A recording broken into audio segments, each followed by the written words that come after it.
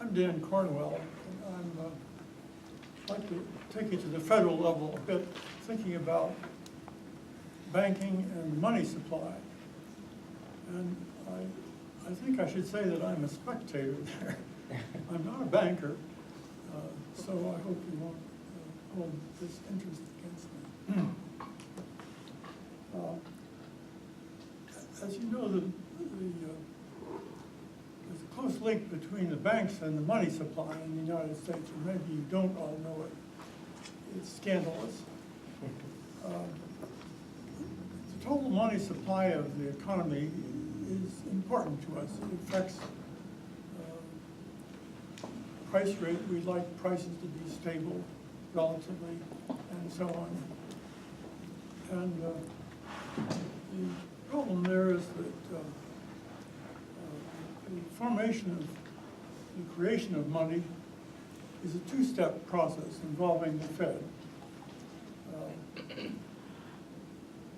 Banks generally have an account with the Fed, and the first step is, one way or another, the Fed gets the money into the reserve account of the bank.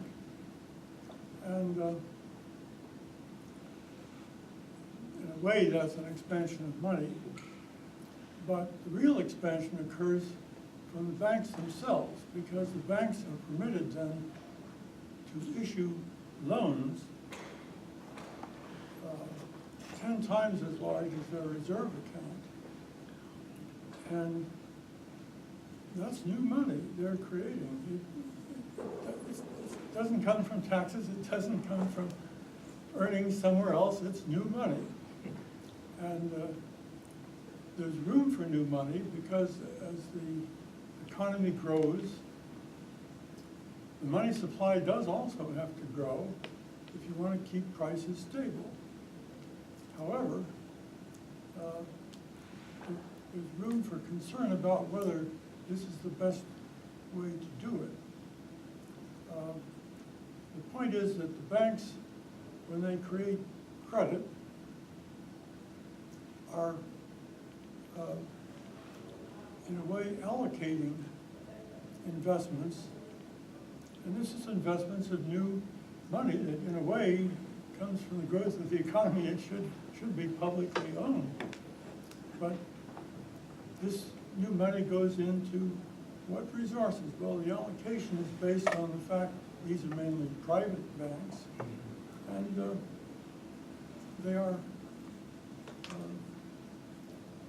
their duty really is to make the most profit they can for their shareholders.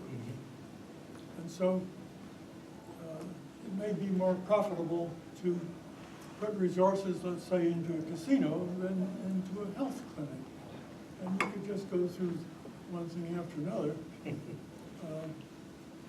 one of the reasons I think our economy is doing so poorly is that our investments are not wise. I was at a luncheon, this was a couple of years ago, with the dean of the business school was talking about how marvelous the U.S. investment system is. There are opportunities to invest in various ways, for individuals even. And my question is, if our investment system is so good, why are our bridges falling down? Why don't we have a better passenger rail system? Why do we have schools that are, and health clinics, schools that are in need of repair, and health clinics that don't exist in some areas where they should be? And one could go on and on.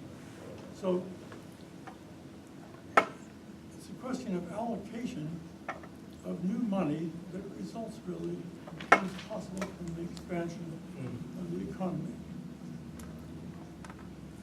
A word about state or publicly owned banks, rather. There are a few, but here would be an example of what one could do. Suppose at the federal level you had an infrastructure bank. So the Fed, instead of feeding new money to the economy through the banks, suppose it went to an infrastructure bank. And that bank might make loans then to states or municipalities or other organizations to build some of the things I mentioned that we need. You could get it at a lower rate, or if they paid market rates for the loan, then the return would stay with the bank, with the public bank, instead of going into private profit.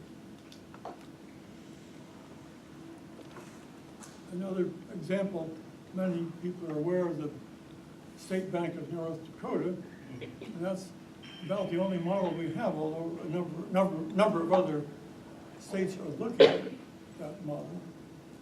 But there again, you have a bank, if it's run by public officials, they won't be investing their money in toxic securities in the hopes of getting an especially high return and so on.